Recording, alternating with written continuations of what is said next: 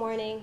We'll be providing an update this morning on the Steve Stevens investigation, the Facebook shooter. Speaking this morning will be Mayor Frank Jackson, Chief Calvin Williams, the Special Agent in charge of the Cleveland office of the FBI, Stephen Anthony, and U.S. Marshal Pete Elliott. Mayor. Well, I want to start off by, again, giving our condolence, me personally and the city, to the Godwin family. I spoke with a daughter last night, and she is very appreciative of the efforts as we attempt to bring closure and justice to the death of her father. There is a lot of confusion, and what we want to encourage people to do is not to make up things as they go along, that we will be giving briefings in a way that will keep you updated and give you the facts as we know it. We have a partnership with the FBI, US Marshal's office, our department, and I imagine Chief, several other state and county and other municipalities who are working very hard and diligently on this matter, and want the public to know that, that we are on it, and that we intend to pursue this into its conclusion. I'll introduce the Chief, who will then give you some facts, and then he'll turn it over to our federal partners. Thanks, Mayor. Good morning. As the Mayor stated, we've been on this since it happened yesterday afternoon at 2 p.m. Some of our partners are here. Mr. Anthony with the FBI, Pete Elliott, our U.S. Marshal for the Northern District. And we've conducted operations again unceasingly since this happened yesterday. Last night, officers searched dozens of locations based on leads, based on investigative information from our team out there that they've uncovered to no avail. We know that Steve is still out there someplace. We don't know his condition, and of course we right now don't know his location. We're asking the public to remain vigilant. We're asking you to go about your day, but to be careful. We're also asking you, if you see anything resembling that vehicle, you have the description of Steve Stevens, to give us a call. Call 911. Mr. Anthony will talk about the FBI's tip line also in this investigation. But we want people to know that a lot of the things that are streaming out there, be it on social media of any kind, if you really need information on what's going on, give us a call. Or if you have information, give us a call. We don't want people to panic. So far, unfortunately, there's been one fatality, one homicide in this entire scenario, and we want to keep it that way. We're still asking Steve to turn himself in, but if he doesn't, we'll find him. We have our federal partners here, we have our state, local, county partners, and we're not going to stop until he's in custody. So with that, I'm going to bring up Steve Anthony with the Cleveland office of the FBI. Steve. Thanks, Chief. Good morning, everyone. Rest assured that under the leadership of Mayor Jackson and Chief Williams and the Cleveland Division of Police, that all federal, state, and local partners are working side by side to do everything humanly possible to find Mr. Stevens. As the Chief mentioned, obviously this individual is armed and dangerous, and quite frankly, at this point, he could be a lot of places. He could be nearby, he could be far away, and anywhere in between.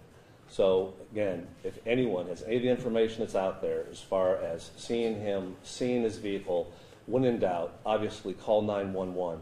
But we also have the availability of an FBI call number, 1-800-CALL-FBI.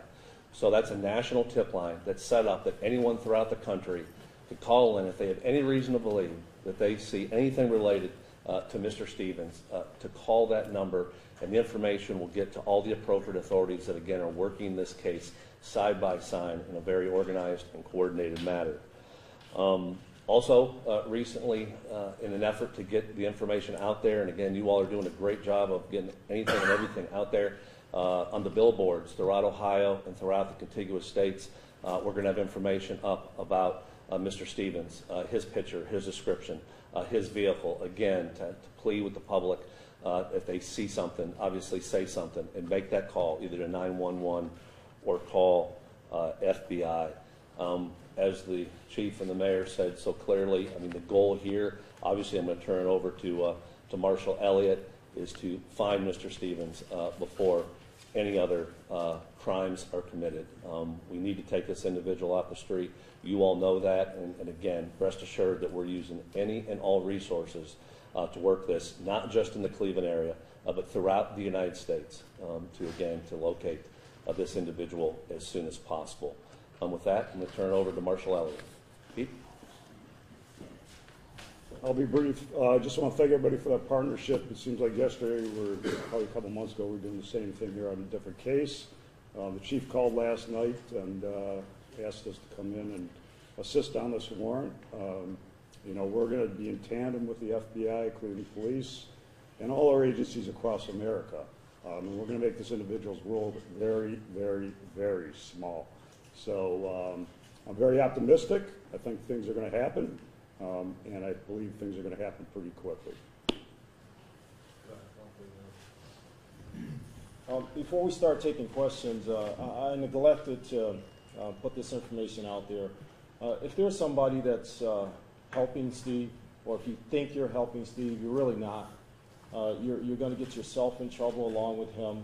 The only way for you to help him is to give us the information to bring him in safely, peacefully. So if you're a friend or family member and you have contact with Steve and you think you're helping him, the only way to help him is to give us the information or to talk him and convince him into turning himself in. With that, we'll take some questions. Oh, I'm sorry. Also, we've gotten word from Mr. Godwin's family that there are several GoFundMe accounts set up not by the family. So they're asking people not to contribute to any GoFundMe or any memorial or any account right now in Mr. Godwin's name. The family will make an announcement later on today on how they want that to work. So if you are online or if you see an account out there in the name of Mr. Godwin, please at this time do not contribute to that account. As far as you know, what is his latest location and any truth to this cell phone pinging in Erie, Pennsylvania?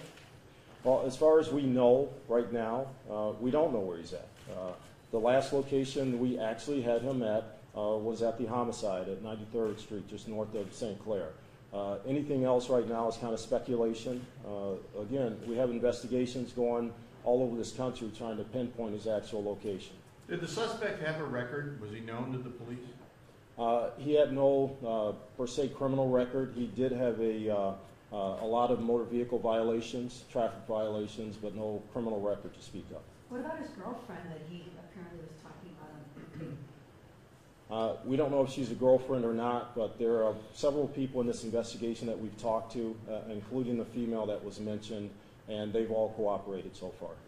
Where is she now? Well, we can't tell you where she's at, but she's safe. Have you guys made contact with Mr. Stevens since he's been on the run? Have you tried? Early in this investigation, we did have contact with him, direct contact with our detectives. They tried to, of course, convince him to turn himself in, and of course that hasn't happened to date. So again, we're asking the public's help in finding this guy. We know he's out there someplace. We talked to him via cell phone, yes. GD seems calm, cool, and collected on him. He's getting ready to commit murder. Did your detectives say anything about his mindset?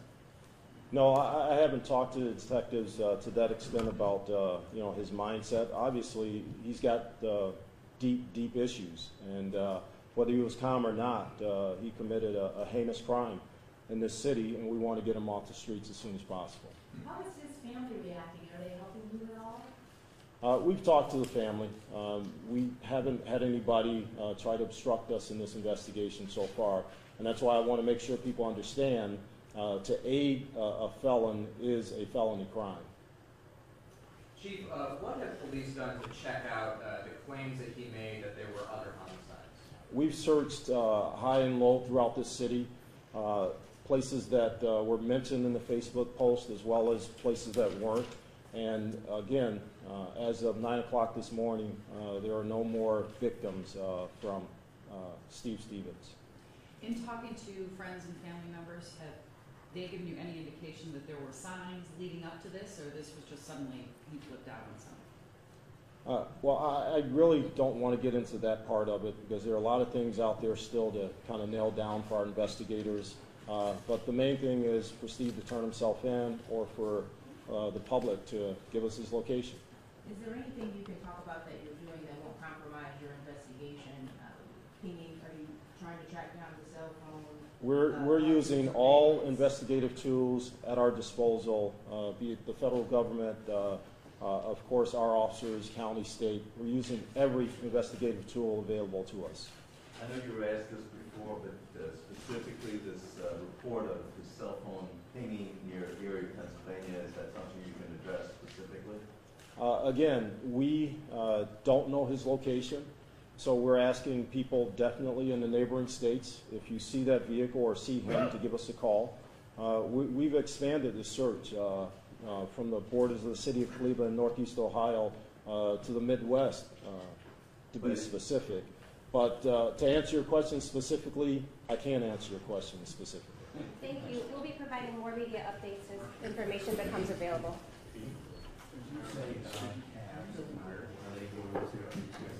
We have all the security parameters in place for the Cavs games that we normally do and things above that. So everybody will be safe coming to the Cavs game tonight. Chief, do you Thank you. think Thank he's you. still in the same vehicle? We don't know. Thank you. Good morning, this is Paul Orlowski of Cleveland 19, along with Catherine Bosley. Good to be here. It is, and we just got back from City Hall, Cleveland City Hall, where there's a press conference to update us on the status of the fugitive Steve Stevens. What struck you, Catherine? Yeah, I kind of was taken aback a little bit about how they did not want to talk at all about Steve Stevens' family and friends. I asked, how are they responding? And the answer was, well, they didn't really have to say much about that, but they do want to make it very clear if anybody is helping him, if they're helping a felon, it's a felony in itself, and they're not doing anything for themselves, and ultimately they're not doing anything for Mr. Stevens either, because in the end they're determined that he's going to be caught. So you got to wonder if they've had some communication with the family that makes them a little suspicious that somehow he is getting some aid from someone else. I was surprised that they had talked to him. That never came out yesterday. The fact that they actually had contact with him not long after this post went up showing this senseless murder of Robert Godwin. Yeah, so they've had at least that much conversation. Yeah, they talked to him on the cell phone for a little while. We did hear at first that there was some kind of a ping from his cell phone coming from Erie, Pennsylvania. So they thought that maybe there was word out there that they thought maybe he was going that way, but they're saying no, somehow that was misinformation that got out there. With the inclusion of the FBI and the US Marshal Service, this really becomes a national story. Absolutely. So somebody who spots this guy in Erie, Pennsylvania, let's say, or you name it, anywhere, they can dial the 800 number, 800-CALL-FBI. And no matter where they call, it'll be channeled here to the proper authorities who are following this particular case. And of course, we're going to be doing these updates, various members of the Cleveland 19 news team, on the hour, both on the air and on various social media, so make sure you have that app ready to go. And it really does seem that all the agencies that are working on this want to make sure that all the information is getting out there. Their priority is to make sure, all we know right now is that one person has been killed, and their priority is to make sure that it stays that way, that it's just one person. Yeah, Pete Elliott is always a great soundbite, as you know, and he summed it up real clearly. Basically said that we're going to close his circle. His world's going to become very, very small. And that's really what they're trying to do here, kind of lower that in. Erie, Pennsylvania, who knows? I don't know, but I know there's a lot of abandoned buildings in Cleveland. You could hide a car, you could hide a person very, very easily, particularly in the neighborhood where the shooting happened. Right, and I think that if you noticed when you were coming into work very early this morning, as I did, there were police all over the place. And I think our senses were kind of heightened too, because you're kind of looking around, alarmed a bit, and looking around and wondering, I mean, he could be pretty much anywhere. So they're also looking for that vehicle that he was in. Right. And it was white, and I think it was a Ford. It was a smaller Ford version. Yeah, but the license plate was a temporary plate, E363630. Wow, good memory there. Pretty easy to remember. Right, so something certainly to be aware of when you're out on the roads, because you kind of do notice when there's a temporary tag on a car. Absolutely. You think, oh, they just bought that car. So if it turns out being a smaller white Ford vehicle with a temporary tag with that license plate, then we're certainly onto something. And they also do warn that if you do think that you see him, keep a distance, Right. Call for help, don't approach him. They are considering him absolutely dangerous, which is understandable. And on those road signs on the highways, if you need that license number to make it a car again, they're posting them on all that statewide.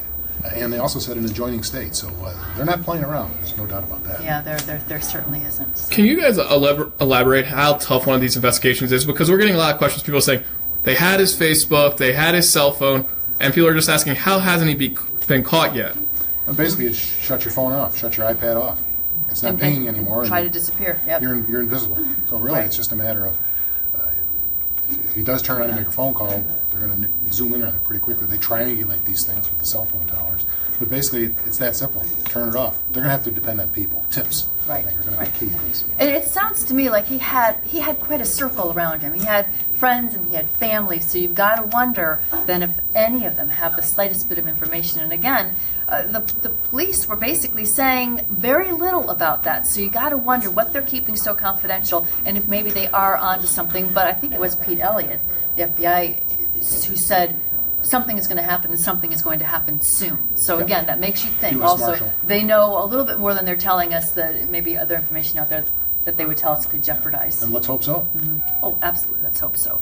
And let's sure hope that, he was just, when he was saying that he's already killed 13 people, that he was absolutely lying. Yeah, pounding his chest as if he's somebody and he's a coward. Right, right. And that this ends with just, again, one person dead, and that's it. Updates on the hour, on the air, online. Download the app to stay with the very latest information as we gather it.